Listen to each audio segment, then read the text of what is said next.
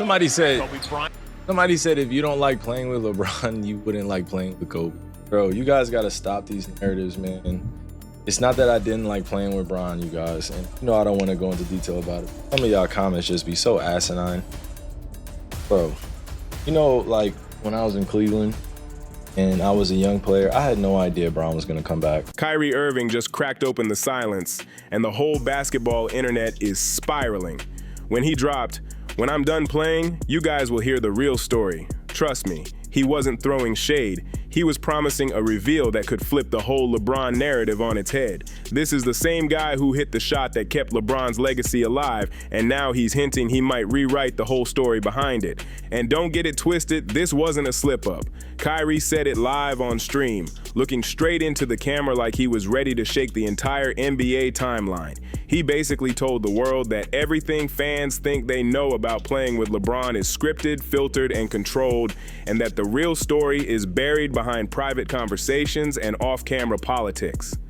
This is the kind of tension that makes documentaries explode years later. The reaction? Pure chaos. LeBron loyalists jumped in his comments instantly, blasting him, calling him out, trying to shut him down, trying to spin the story before it got any bigger. People were scrambling, panicking, trying to protect their superstar's image like it was a full-time job. But Kyrie? He didn't blink. This time he's standing firm, looking ready to drop whatever he's been holding in for years. Make sure you hit subscribe, because what's coming next might shake the biggest partnership of the modern NBA to its core. And the deeper you go into Kyrie's story, the messier this partnership starts to look. Let's jump to the part nobody wants to bring up. Kyrie confessing that he actually wanted to pick his franchise when he was drafted. That's wild because it means the #1 pick in 2011 did not want Cleveland from day one. He wanted to grow around players he admired, build chemistry with hoopers he vibed with, not get thrown onto a rebuilding team still dealing with the fallout from LeBron leaving the first time. The reason why I say I would have loved to play with Kobe, because I would have loved to have started my career with, I love Cleveland, don't get me wrong. I'm appreciative of all the things that they've done for me, but at the same time, I would have loved to choose the franchise I wanted to go to. You know what I'm saying? I would have loved to develop next to some of my favorite players and some of my favorite people. But here's where the real twist hits. Kyrie admitted he picked up bad habits during those early losing years. Habits he didn't want. Playing hero ball just to keep the team afloat. Trying to score because the roster couldn't win. He said he was just starting to clean that up, finally learning how to run a team the right way, ready to level up and become a real floor general. And that's when LeBron came back. Boom. Storyline flipped, growth interrupted, whole trajectory changed, and that moment set the stage for everything that followed. Now picture this timing for a second. LeBron returns to Cleveland in 2014, right when Kyrie is stepping into year 4, the exact moment a young guard usually takes the leap into true superstardom. Instead of taking over the franchise, Kyrie suddenly gets shoved into a supporting role on a team that instantly becomes LeBron's show. That shift hits different when you're finally finding your groove. Kyrie even dropped a line most people slept on. When you're playing with somebody like LeBron, it's a different animal. It's a different journey. That wasn't flattery. That was a warning. Because being on LeBron's team doesn't just raise expectations, it twists them. You're expected to be elite, not because you earned it on your own track, but because you're riding shotgun next to the league's biggest spotlight. And that's exactly where things start getting messy. Because LeBron didn't return to Cleveland just to make a hometown fairy tale come true. He needed Kyrie's skill set to rebuild his legacy after Miami. The problem? Kyrie's growth became collateral damage, and nobody knew how deep the story went. Make sure you subscribe, because from here on, the story gets way darker. Now let's get into the Pat Riley factor, the detail that flips this whole narrative. Kyrie talked about his bad habits from the early Cleveland years, but then he hinted at something that completely shifts how people see LeBron. He brought up the difference between Miami LeBron and Cleveland LeBron. And that comparison? It's rough. Think back to LeBron's first Cleveland run, dancing on the sidelines, wild reactions, shaky composure, emotional moments spilling all over the place. He was talented, sure, but he didn't have that polished, steady presence of a real leader yet. When you guys make it about one player, it is kind of just weird. You know what I'm saying? Like, it's not just one player that you have to promote. Like, we had like solid players on our team.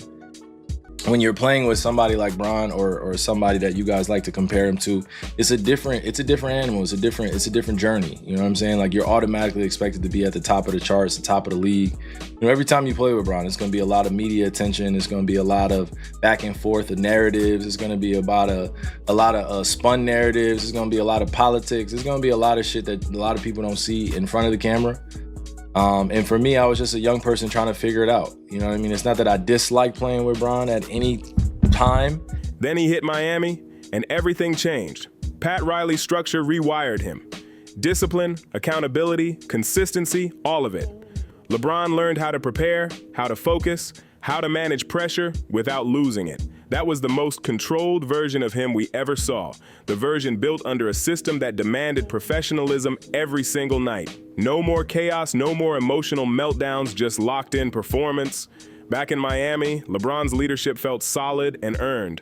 But Kyrie just pulled the curtain back on something people weren't ready to hear. When LeBron returned to Cleveland, he didn't just bring the discipline and focus he picked up from Pat Riley. He brought the politics, too. The quiet control, the behind-the-scenes influence, the narrative spinning that fans never catch. Kyrie straight up said that playing with LeBron meant dealing with stories getting twisted and things happening off camera that the public never sees. That's a heavy statement because it implies LeBron didn't just learn how to be a better leader in Miami. He learned how to manage the whole narrative around his career. And when he came back to Cleveland, he used that same approach not just on the media, but on his own teammates. Pat Riley might have rebuilt LeBron's professionalism, but Kyrie's basically telling us LeBron took those lessons and weaponized them, becoming way more than just a player. He became a brand controlling every angle.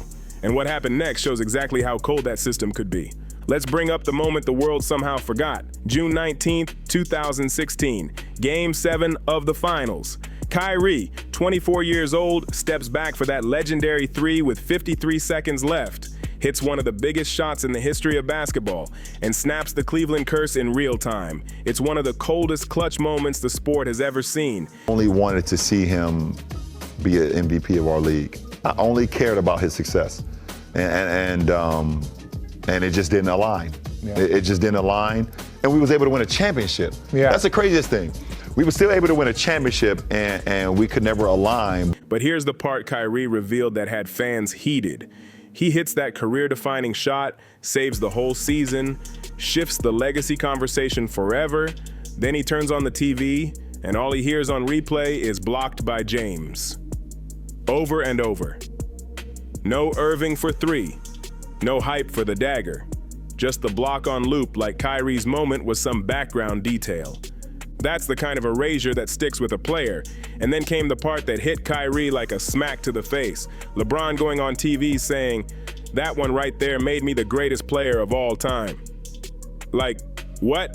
Your teammate knocks down the championship-winning shot, and instead of celebrating the squad or hyping up the guy who sealed the deal, the takeaway becomes your own legacy boost? That's wild. Kyrie dropped 27 a night in that series. He was the second best player on the court the whole finals, and he delivered the moment that every Cleveland fan had been dreaming of for decades. But somehow the whole story got twisted into LeBron's redemption arc, LeBron's homecoming, LeBron's destiny. Kyrie basically vanished from his own achievement. And this right here is where you finally understand what Kyrie meant about fake narratives and hidden politics. Because this didn't feel like simple media bias. It felt engineered, like a machine running exactly the way it was meant to. The spotlight moved right back to LeBron, and Kyrie became nothing more than a background character in a story he helped write. But the coldest part, the moment Kyrie saved LeBron's career, things behind the scenes got even more ruthless. From hero to trade piece. Jump to the 2017 finals. Kyrie is dropping 29 a game, carrying insane weight, while Kevin Durant is out there dominating every matchup. And the talk around the league? People saying KD handled LeBron so easily it looked like he was treating him like a good boy. Not my phrase, that's literally how the streets put it. KD was in full control those entire finals. Yet somehow, even with LeBron getting outplayed, even with Kyrie being the only Cavalier matching Durant shot for shot, all the heat for losing got placed everywhere except on LeBron. Kyrie took hits he didn't deserve, and the narrative machine protected LeBron like he was wrapped in armor. Not even a month after the finals, the wildest plot twist hit. Kyrie Irving, the guy who delivered the shot that kept LeBron's legacy alive, suddenly found himself in trade rumors. And this is where Kyrie's talk about behind-the-scenes politics starts looking way too real. LeBron's circle was already whispering about moving on from him like he was the issue. Like the championship they won didn't even have his fingerprints all over it. You know, I'm playing like so fucking happy and so proud and to watch him and continue his growth and whatever the case may be. And at the same time, I'm so fucking mad at the same time that I am not his running mate anymore. Fans started acting like GMs, cooking up fake trades, talking wild about who they could get for Kyrie, as if he wasn't an all-star guard who helped bring Cleveland its first title. It was disrespectful on every level. Kyrie finally hit his breaking point and demanded a trade, and that's when the real smear campaign kicked off. Suddenly people were calling him jealous of LeBron, saying he wasn't built to lead, questioning his basketball IQ, even trying to paint him as someone who couldn't win without LeBron holding his hand. But here's the truth. Nobody likes to admit Kyrie became the only star who ever took control of his own path while playing next to LeBron. Every other big name either joined LeBron on his terms or quietly got pushed out when their time was up. Think about it. Love, Bosh, Wade in his later years, none of them stepped away by choice. Kyrie was the first one to say, "I'm gone," and actually mean it. And LeBron's fan base never forgave him because his exit exposed something uncomfortable about the LeBron ecosystem. It's built so that everyone else is replaceable as long as the king stays protected. Kyrie leaving broke the illusion, and what happened next showed just how far that machine could go when someone refuses to play along. The character takedown was brutal. What LeBron's fan base did to Kyrie after he left Cleveland could honestly be a whole lesson in psychology. This wasn't normal fan trash talk. It felt like a coordinated hit piece across every platform. They attacked everything they could reach. His leadership in Boston when the younger players didn't click with him. His injuries, acting like he chose to sit out, even his personality, calling him weird or difficult just to tear him down. It was like the moment Kyrie walked away, people stopped talking about basketball and started trying to erase everything he accomplished. They twisted every normal basketball struggle into proof that Kyrie couldn't shine without LeBron, like every missed game or rough stretch was some grand confirmation of their narrative. But things hit their absolute peak during the pandemic. That's when the reactions around Kyrie got completely out of control. People came after him with a level of anger that didn't even feel like basketball anymore. He chose not to take the COVID vaccine and instantly became one of the most targeted players in the league. Folks were calling him selfish, irresponsible, labeling him with every insult they could think of. People even wanted him banned from playing. It got wild fast. And the craziest part? A lot of the rage had nothing to do with the situation itself.